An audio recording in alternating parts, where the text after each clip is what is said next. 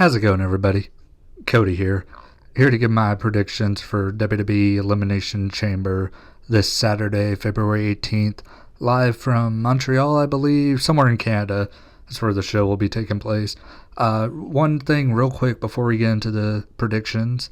Episode 3 of GDS is live. It's a complete train wreck, but if y'all are into that sort of thing, you'll have a lot of good laughs because we get off the rails a lot. I listen back to it. It's entertaining, but there's also some points where I'm like, dang, that sucked. So if y'all like train wrecks, go ahead. Hopefully these predictions don't end up being that. And first thing we're going to start off with is Brock Lesnar versus Bobby Lashley. I feel like this is going to be a no contest just because I don't know what either man is going to do at WrestleMania, and I think they're destined for either the fight pit or a no-holds-barred match or something crazy. So I think there's going to be something here that goes to a no contest, which makes it where they have to fight again, and then there's going to be a stipulation to kind of like control them, because I think they're just going to get out of control and fight over the building, and it'll set up the WrestleMania match. So we're starting from the bottom here on the website and working our way up, which next up is Edge and Beth Phoenix versus Finn Balor and Rhea Ripley. Rhea Ripley's not losing before WrestleMania, especially with a match with Charlotte Flair. If she was facing Bianca, I think it would be more likely for her to lose. But another thing with WrestleMania, Edge and Finn Balor, they're probably going to have a Hell in a Cell match at WrestleMania, so... And I believe I think Edge won the first match, and so now Finn Balor's due for a win. That way they can have the rubber match at WrestleMania. So yeah, it's just going to be the Judgment Day winning this one. I'm excited to see Beth Phoenix in the ring, though. I mean, she always has great matches. Whenever she has her little short comeback, she's always involved in something good. She's a good technical wrestler. So I think her and Rhea Ripley are going to have a lot of good spots, and then there's nothing that you can't say about Edge and Finn Balor that hasn't already been said. They're both excellent workers. So for a mixed tag match, I think this will actually end up being pretty good. It might be the sleeper pick for best match on the show. Elimination Chamber match to determine challenger for the Raw Women's title at WrestleMania. You got Carmella, Nikki Cross, Raquel Rodriguez, Asuka, Liv Morgan, and Natalya. I'll give two likely ones. It's either going to be Asuka. Actually, I'll give three. Asuka, Raquel Rodriguez, Liv Morgan. Those are the three that I think are most likely. If I had to bet, Asuka's got this big character change. You see her right there with the clown makeup. And, she's going back to what she used to do before she was in WWE. She's starting to become Kana again.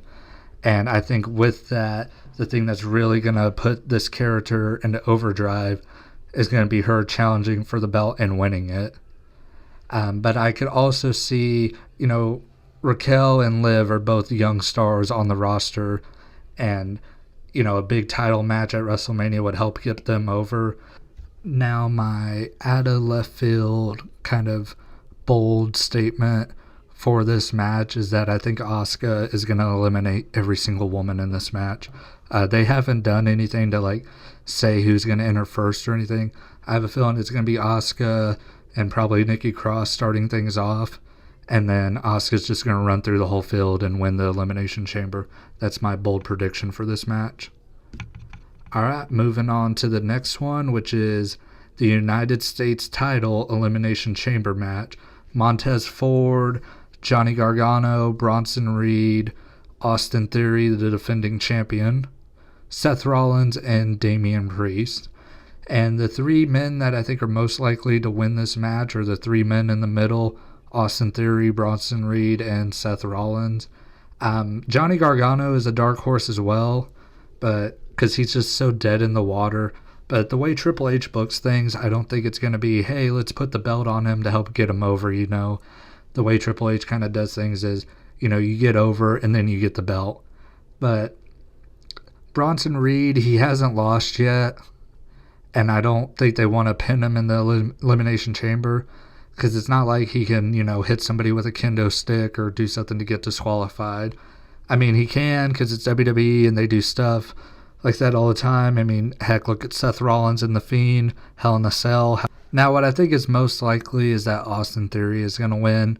From what I've heard, according to a report from Fightful Select, so credit to Sean Rossett, is that they filmed something when John Cena was at SmackDown back at the end of December to set up something with Austin Theory for WrestleMania.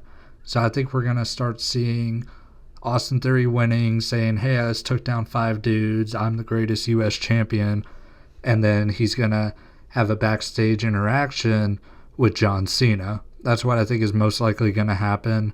We'll see how that looks, though, because, Theory's kind of growing out his beard a little bit. So maybe they'll make him shave it just so his face looks the same for that backstage segment. But that's according to Fightful. Now, they can always change it. You can always have Cena send in something via satellite. It can be a social media thing. But I think that's what most likely is going to happen. Austin Theory is going to retain and then face John Cena at WrestleMania. The other two options, Bronson Reed, just because he hasn't lost yet. And, I mean, it would really start making people take him seriously. It's like, okay, he hasn't lost, and now he has a belt. And then Seth Rollins, just because he's been in that U.S. title picture. And it really just depends. I mean, the match with Logan Paul, it's going to sell it itself. But if you start putting like, oh, hey, Logan Paul might win the U.S. championship, it might get more mainstream buzz, especially if he wins. But I don't think that's likely to happen. And now to close out the predictions, which is actually kind of surprising. I thought we had more matches on this show. I'm filming this before SmackDown, so we might get something announced. But for now, this is the final match of this prediction video, and it's going to be the main event. Sami Zayn versus Roman Reigns. And I think there's no question that Roman Reigns is going to win the match. And the real interesting thing really is what the USOS are going to do. What I think is most likely is the USOS are going to come out and you're going to have that little tease like, okay, is Jay about to turn on the bloodline? And then he just goes and kicks Sami Zayn right in the face. I think that's what most likely is going to happen. And then it'll probably be the same thing how it was after the Royal Rumble when the bloodline started beating down Kevin Owens. I think we're going to have Roman Reigns spears Sami Zayn, pins him, and then the bloodline comes out and they start beating the living crap out of Sami Zayn like they did to Kevin Owens. And then Kevin Owens makes his return to help out Sami. So you're going to have a really big pop there when Sami Zayn makes his entrance. And then you're going to have a probably even bigger pop because it's going to be a surprise of Kevin Owens coming out because, it's going to be in Canada. So both these guys are going to get insane reactions. Roman Reigns is going to get a lot of heat with everything he does. Every big move that he lands on Sami Zayn, you're just going to hear a bunch of boos from the crowd. This is going to be the most the most heel Roman Reigns is going to look since he was a face.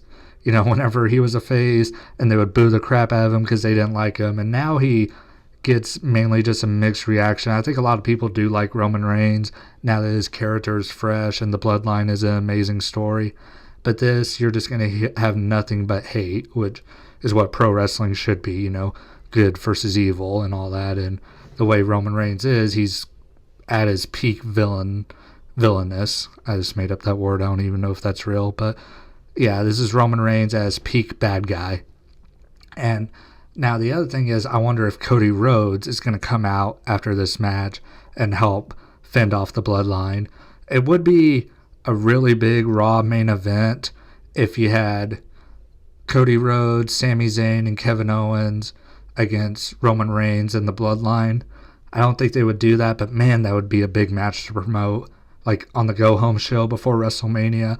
And there's ways you can work around it. I mean, Roman and Cody never have to be in the match, But, you could also do a big thing where, like, say they do that 6-man tag, and then Cody pins Roman.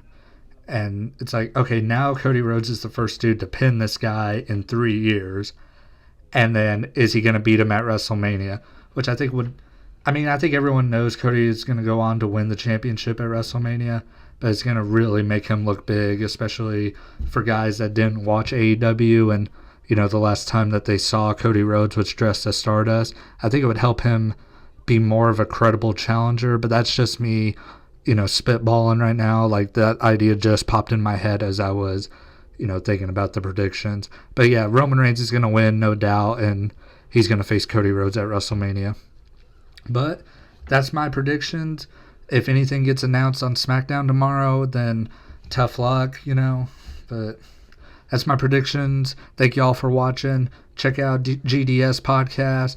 Check out the shorts I uploaded from it. Thank you all for watching. Sub to the channel, and have a great night.